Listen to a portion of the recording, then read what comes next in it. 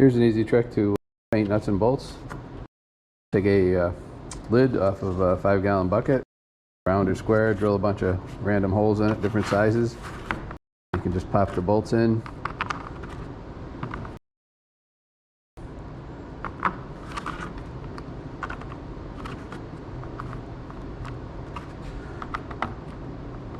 Makes it pretty easy for detailing out an engine.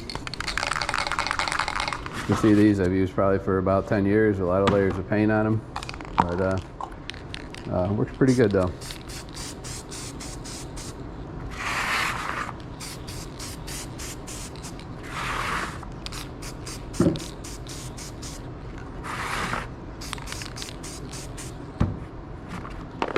If you have some short ones, you can kind of push up on the bottom if you want to get the edges.